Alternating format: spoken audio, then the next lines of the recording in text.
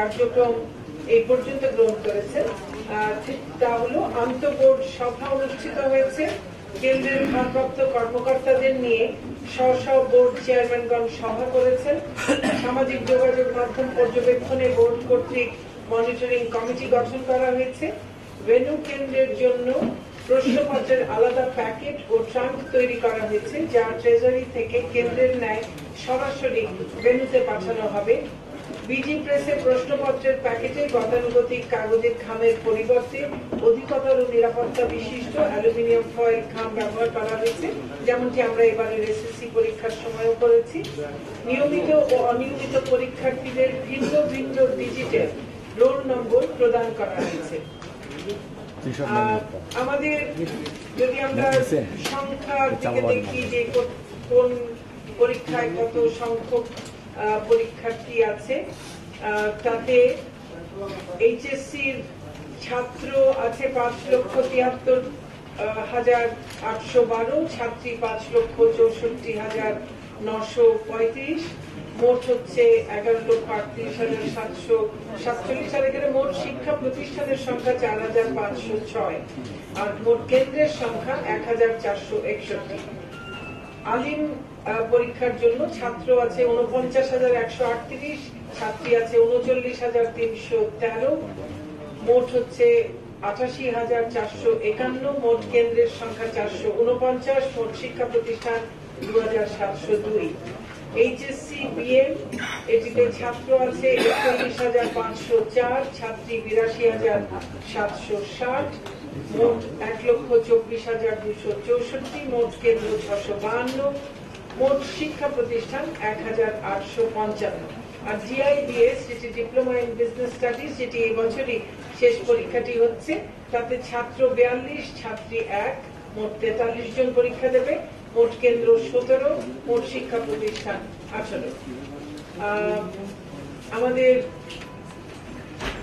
পরীক্ষার্থীর সংখ্যা আগের তুলনায় কমলো না বাড়লো সেটি যদি দেখি, তাহলে 2018 সালে আমাদের ছাত্র ছিল 6,92,730, এবার 6,64,496, 28,234 জন কমেছেন। আর ছাত্রী 6,18,727 ছিল 2018-তে, এবছর 6,87,009 জন, অর্থাৎ 68,282 জন বৃদ্ধি পেয়েছেন। আর মোট ছাত্রছাত্রীর সংখ্যা বৃদ্ধি পেয়েছে 40,048 জন। মোট শিক্ষা প্রতিষ্ঠানের সংখ্যা বেড়েছে 118টি, মোট কেন্দ্র সংখ্যা বেড়েছে 38টি। আমাদের বোর্ড ওয়ারিও এখানে পরিসংখ্যান দেওয়া আছে, আপনারা এই কাগজটি পেয়ে যাবেন, পেয়ে গেছেন। 8টি সাধারণ শিক্ষা বোর্ডে যে বিভিন্ন বিভাগ ভিত্তিক 8টি সাধারণ শিক্ষা বোর্ডের গ্রুপ ভিত্তিক যে পরিসংখ্যান, সেটি হচ্ছে 8টি বোর্ড মিলে বিজ্ঞান, কৃষি ও গার্হস্থ্য অর্থনীতিতে 2,65,555, মানবিক, ইসলাম, শিক্ষা ও সঙ্গীতে 6,05,876, ব্যবসায় শিক্ষায় 2,67,316। একইভাবে 2019 সালের এইচএসসি আলিম, এইচএসসি বিএম, বোক ও ডিআইবিএস পরীক্ষার পরিসংখ্যান সেটি যদি দেখি, আমাদের 2017-18 শিক্ষাবর্ষে নিবন্ধিত পরীক্ষার্থী টোটাল হচ্ছে 13,39,752, এটি সাধারণ বোর্ড, মাদ্রাসা, কারিগরি, ডিআইবিএস সব মিলিয়ে, এবং নিয়মিত পরীক্ষার্থী হচ্ছে 10,01,717। এর মধ্যে অনিয়মিত পরীক্ষার্থীদের কে কতজন কতটি বিষয়ে সেই পরিসংখ্যানও আছে, সেগুলো আপনারা পেয়ে গেছেন। আর 2019 সালে এইচএসসি পরীক্ষায় বিদেশীয় যে কেন্দ্রগুলো রয়েছে সেগুলো হচ্ছে Bangladesh Masurul Haq memorial school and college Doha, Sheikh Khalifa bin Zayed Bangladesh Islamia school and college Abu Dhabi, Bangladesh international school and college Jeddah, Bangladesh international school and college Riyadh, Bangladesh community school and college Tripoli, Bangladesh Islamia school and college Dubai Ras Al Khaimah, Bangladesh school and college Bahrain এবং Bangladesh school and college Saham. এর মধ্যে ছাত্র সংখ্যা 127, ছাত্রী সংখ্যা 148, মোট 275 জন। আমাদের তথ্যীয় পরীক্ষা 1 এপ্রিল 2019 সোমবার থেকে শুরু হয়ে 11 মে 2018 শনিবার এবং ব্যবহারিক পরীক্ষা 12 মে 2019 থেকে শুরু হয়ে 21 মে 2019 শেষ হবে। মোট 23 কর্মদিবসে এই পরীক্ষা অনুষ্ঠিত হবে। 2019 সালের 51টি বিষয়ের 101টি পত্রে পরীক্ষা অনুষ্ঠিত হবে। আমি আগেই বলেছি বাংলা ও ইংরেজি ভার্সন এবং ব্যবহারিক প্রশ্ন সহ সাধারণ শিক্ষা বোর্ডগুলোকে মোট ৩,৯৩২ প্রকারের প্রশ্নপত্র মুদ্রণ করতে হয়েছে। মোট ৩,৯৩২ প্রকারের প্রশ্নপত্র। মোট 2,580 পরীক্ষা কেন্দ্রে প্রতিদিন প্রায় 40,000 কক্ষে পরীক্ষা অনুষ্ঠিত হবে এবং কমপক্ষে 1 লক্ষ শিক্ষক পরীক্ষা সংশ্লিষ্ট কাজে নিয়োজিত থাকবেন। স্থানীয় প্রশাসন এবং পুলিশ প্রশাসন সহ অন্যরাও তাদের দায়িত্ব পালন করবেন। পরীক্ষা শুরু 30 মিনিট পূর্বে পরীক্ষার্থীদেরকে অবশ্যই পরীক্ষা কক্ষে আসন গ্রহণ করতে হবে। অনিবার্য কারণে কোন পরীক্ষার্থী এরপর পরীক্ষা কেন্দ্রে আসলে রেজিস্টারে তার নাম, ক্রমিক নং ও বিলম্বের কারণ উল্লেখ করতে হবে। বিলম্বে আসা পরীক্ষার্থীদের তালিকা প্রতিদিন কেন্দ্র সচিব সংশ্লিষ্ট বোর্ডকে অবহিত করবে। কেন্দ্রের ভারপ্রাপ্ত কর্মকর্তা ব্যতীত পরীক্ষা কেন্দ্রে অন্য কেউ মোবাইল ফোন বা অননুমোদিত ইলেকট্রনিক ডিভাইস ব্যবহার করতে পারবেন না। কেন্দ্রের ভারপ্রাপ্ত কর্মকর্তা ছবি তোলা ও ইন্টারনেট ব্যবহারের সুবিধাবিহীন, যেই মোবাইলে ছবি তোলা যায় না, ইন্টারনেট ব্যবহারের সুবিধা নেই, সেরকম একটি সাধারণ ফিচারের মোবাইল ফোন ব্যবহার করতে পারবেন শুধুমাত্র কেন্দ্রের ভারপ্রাপ্ত কর্মকর্তা। আর কারো কাছে কোন ধরনের মোবাইল ফোন বা ইলেকট্রনিক ডিভাইস থাকতে পারবে না। অননুমোদিত ফোন বা ইলেকট্রনিক ডিভাইস ব্যবহারকারীগণের বিরুদ্ধে বিধি মোতাবেক ব্যবস্থা গ্রহণ করা হবে। ট্রেজারি বা থানা হতে প্রশ্নপত্র গ্রহণ ও পরিবহন কাজে নিয়োজিত কর্মকর্তা, শিক্ষক, কর্মচারীগণ কোন ফোন ব্যবহার করতে পারবেন না এবং প্রশ্নপত্র বহন কাজে কালো কাঁচযুক্ত মাইক্রোবাস বা এরকমের কোন যানবাহন ব্যবহার করা যাবে না। প্রত্যেক কেন্দ্রের জন্য একজন করে নির্বাহী ম্যাজিস্ট্রেট বা ট্যাগ অফিসার নিয়োগ দিতে হবে। তিনি ট্রেজারি হতে কেন্দ্রের সচিব সহ প্রশ্ন বের করে পুলিশ প্রহরায় সকল সেটের প্রশ্ন কেন্দ্রে নিয়ে যাবেন। পরীক্ষা শুরু হওয়ার 25 মিনিট পূর্বে অর্থাৎ 30 মিনিট পূর্বে সকল পরীক্ষার্থী তাদের যার যার আসনে বসবে। আর পরীক্ষা শুরুর 25 মিনিট পূর্বে প্রশ্নের সেট কোড ঘোষণা করা হবে। সে অনুযায়ী নির্বাহী ম্যাজিস্ট্রেট বা দায়িত্বপ্রাপ্ত সরকারি কর্মকর্তার উপস্থিতিতে তার ভারপ্রাপ্ত কর্মকর্তা ও পুলিশ কর্মকর্তার স্বাক্ষরে প্রশ্নপত্রের প্যাকেট বিধি মোতাবেক খুলতে হবে। পরীক্ষা কেন্দ্রের প্রশ্নপত্র পরিবহনে দায়িত্বপ্রাপ্ত আইন শৃঙ্খলা রক্ষাকারী বাহিনী সতর্কতার সাথে দায়িত্ব পালন করবেন। সামাজিক যোগাযোগ মাধ্যমে প্রশ্নপত্র ফাঁস সংক্রান্ত গুজব কিংবা এই কাজে তৎপর চক্রগুলোর কার্যক্রমের বিষয়ে আইন শৃঙ্খলা রক্ষাকারী বাহিনী এবং সরকারের সংশ্লিষ্ট বিভাগসমূহ নজরদারি জোরদার করেছে। আপনারা দেখেছেন যে আমাদের এসএসসি পরীক্ষার সময় একইভাবে তীক্ষ্ণ গোয়েন্দা নজরদারি ছিল এবং সকল ধরনের ব্যবস্থা গ্রহণ করায় আমরা প্রশ্ন ফাঁস মুক্ত ভাবেই আমরা সেটি করতে পেরেছিলাম। এবারও আমরা একইভাবে এটি করতে পারবো আশা করছি ইনশাআল্লাহ। প্রশ্নপত্র ফাঁস কিংবা পরীক্ষার্থীদের নিকট উত্তর সরবরাহে জড়িত ব্যক্তিদের বিরুদ্ধে আইন শৃঙ্খলা বাহিনী ও জেলা প্রশাসন কঠোর আইনগত ব্যবস্থা গ্রহণ করবে। পরীক্ষা চলাকালীন পরীক্ষা কেন্দ্রের 200 গজের মধ্যে শিক্ষক, ছাত্র, কর্মচারীদের মোবাইল ফোনের সুবিধা সহ ঘড়ি, কলম এবং পরীক্ষা কেন্দ্রে ব্যবহারের অনুমতিবিহীন যে কোনো ইলেকট্রনিক ডিভাইস ব্যবহার নিষিদ্ধ থাকবে।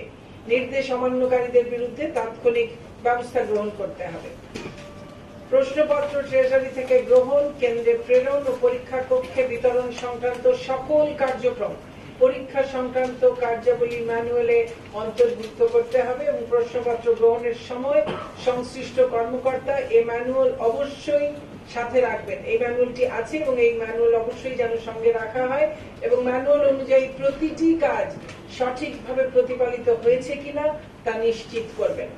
কোন প্রতিষ্ঠান প্রধান বা শিক্ষক কোনোভাবে পাবলিক পরীক্ষায় বেআইনি কোনো কাজ করলে সে প্রতিষ্ঠান প্রধান বা শিক্ষকের বিরুদ্ধে আইনানুগ ব্যবস্থা গ্রহণ করা হবে এবং প্রয়োজনে পরীক্ষা কেন্দ্র বাতিল করা হবে। দোষী শিক্ষক ও কর্মচারীগণ সরকারি শিক্ষা প্রতিষ্ঠানের হলে তাকে চাকরি থেকে সাময়িক বরখাস্ত করে বিভাগীয় ব্যবস্থা গ্রহণ করতে হবে এবং বেসরকারি শিক্ষা প্রতিষ্ঠানের হলে তার এমপিও স্থগিত করে তাকে চাকরি হতে বরখাস্ত করার জন্য গভর্নিং বডিকে বলতে হবে। গভর্নিং বডি দোষীদের বিরুদ্ধে ব্যবস্থা নিতে ব্যর্থ হলে প্রয়োজনে কমিটি বাতিল করে মন্ত্রণালয়কে অবহিত করতে হবে। ট্রেজারি থেকে প্রশ্ন কেন্দ্রে পৌঁছানোর জন্য দূরত্ব অনুযায়ী বেশি সময় আগে প্রশ্ন বিতরণ না করে প্রয়োজনীয় সময় নির্ধারণ করে প্রশ্নপত্র বিতরণ করা হবে। যদি কোনো মোবাইল নম্বরে একাধিকবার একই অঙ্কের টাকার সন্দেহজনক লেনদেন হয় তাহলে সংশ্লিষ্ট এজেন্টকে নিকটস্থ থানার ভারপ্রাপ্ত কর্মকর্তাকে অবহিত করতে হবে। পরীক্ষা চলাকালীন ও এর আগে পরে পরীক্ষা সংশ্লিষ্ট কাজের সময়ে পরীক্ষা কেন্দ্রে পরীক্ষার্থী ও পরীক্ষা সংশ্লিষ্ট ব্যক্তিবর্গ ব্যতীত অন্যদের প্রবেশ সম্পূর্ণরূপে নিষিদ্ধ থাকবে। পরীক্ষা কেন্দ্রে শুধুমাত্র পরীক্ষার্থী এবং পরীক্ষা সংশ্লিষ্ট ব্যক্তিরাই থাকবেন, আর কেউ থাকবেন না। এই সময় পরীক্ষা কেন্দ্রে প্রবেশকারী অননুমোদিত ব্যক্তিবর্গের বিরুদ্ধে আইনগত ব্যবস্থা গ্রহণ করতে হবে। প্রশ্নপত্র ছাপানোর সাথে সম্পৃক্ত যে বিজি প্রেসের যারা আছেন তাদের উপরে গোয়েন্দা নজরদারি রাখা হয়। জেলার ক্ষেত্রে ট্রেজারি এবং উপজেলার ক্ষেত্রে উপজেলাস্থ থানার লকারে প্রশ্নপত্রের সংরক্ষণ করা হয়। আরো যেগুলো আমাদের প্রশ্নপত্র যেভাবে নেওয়ার ব্যবস্থা করা আছে ঠিক একইভাবে করা হবে। নিয়মিত এবং অনিয়মিত পরীক্ষার্থীদের পৃথক কক্ষে আসন বিন্যাস সহ প্রশ্নপত্র সঠিকভাবে বিতরণ করতে হবে। প্রত্যেক কেন্দ্রের অভ্যন্তরে একটি ফটোকপিয়ার মেশিন রাখার জন্য আমরা নির্দেশনা দিয়েছি। অনিবার্য কারণে পরীক্ষা শুরু করতে যদি কোনো কারণে বিলম্ব হয় তাহলে প্রশ্নে উল্লেখিত নির্ধারিত সময় অবশ্যই শিক্ষার্থীদের দিতে হবে। কোনোভাবেই প্রশ্নে উল্লেখিত সময়ের কম বেশি করা যাবে না। দৃষ্টি প্রতিবন্ধী, সেরিব্রাল পলসি জনিত প্রতিবন্ধী এবং যাদের হাত নেই এমন প্রতিবন্ধী পরীক্ষার্থী স্ক্রাইব অর্থাৎ শ্রুতি লেখক সঙ্গে নিয়ে পরীক্ষায় অংশগ্রহণ করতে পারবে। এ ধরনের পরীক্ষার্থীদের ও শ্রবণ প্রতিবন্ধী পরীক্ষার্থীদের জন্য অতিরিক্ত 20 মিনিট সময় বৃদ্ধি করা হয়েছে। বিশেষ চাহিদা সম্পন্ন অর্থাৎ অটিস্টিক বা ডাউন সিনড্রোম বা সেরিব্রাল পলসি আক্রান্ত পরীক্ষার্থীদের 30 মিনিট অতিরিক্ত সময় এবং পরীক্ষার কক্ষে তার অভিভাবক, শিক্ষক বা সাহায্যকারী নিয়ে পরীক্ষায় অংশগ্রহণের অনুমতি দেওয়া হয়েছে। শিক্ষা মন্ত্রণালয়ের পরীক্ষা নিয়ন্ত্রণ কক্ষ থেকে সার্বক্ষণিকভাবে সারা দেশের এইচএসসি ও সমমানের সকল পরীক্ষা তদারকির ব্যবস্থা গ্রহণ করা হয়েছে।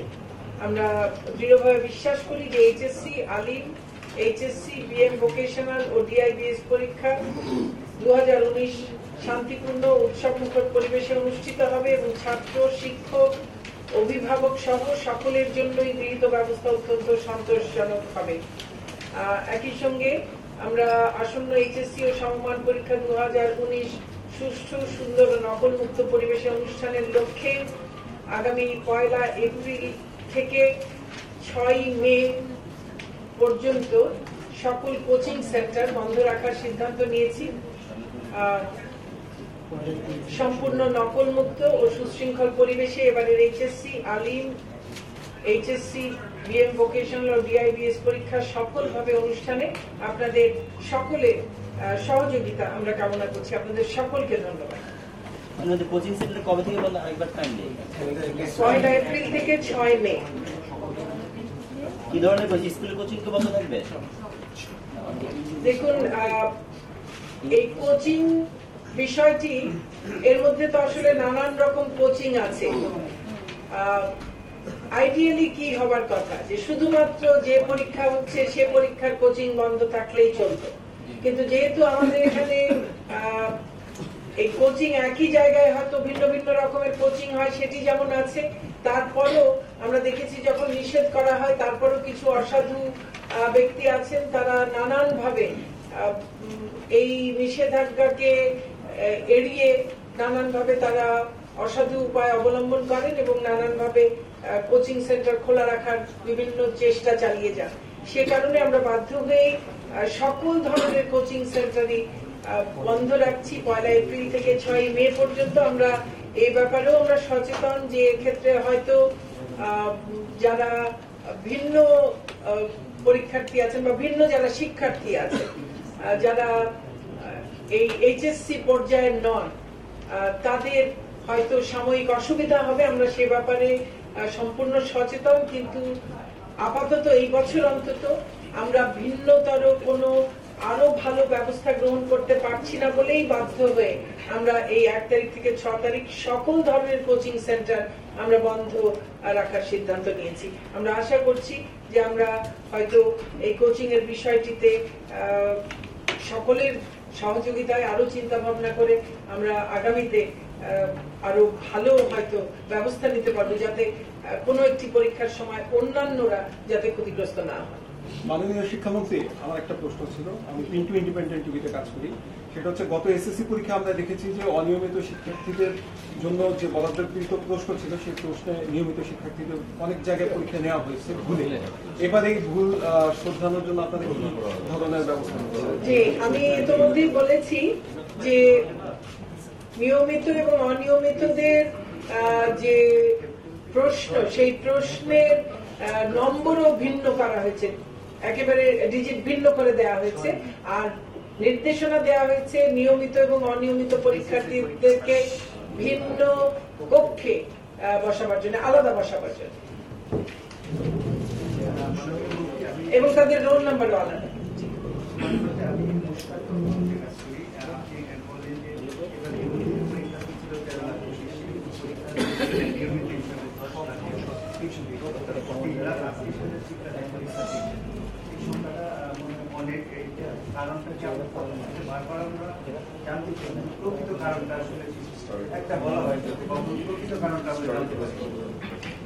দেখুন, এটি আসলে পুরো বিষয়টা নিয়ে হয়তো একটা গবেষণা করার প্রয়োজন হবে যে সংখ্যা কেন কম হয়। তবে শিক্ষার্থীদের তো কেউ কেউ যখন টেস্ট পরীক্ষা হয়, সেই পরীক্ষায়ও তো অনেকে অকৃতকার্য হন।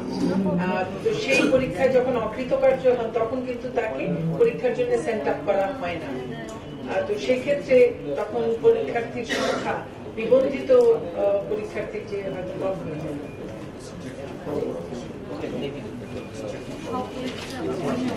ঠিক আছে, থ্যাংক ইউ।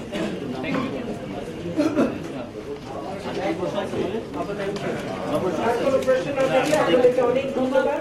আর আপনাদের সকলের সর্বাত্মক সহযোগিতা কামনা করছি। আমরা এবার এসএসসি পরীক্ষাটি যেভাবে আমরা সম্পূর্ণ প্রশ্ন পাশমুক্তভাবে, নকলমুক্তভাবে আমরা করতে পেরেছি, আপনাদের কাছে সম্পূর্ণ সহযোগিতা চাই যে আগামী এইচএসসি এবং সমমানের পরীক্ষা 2019 সেটিও যেন আমরা সেবা করতে পারি।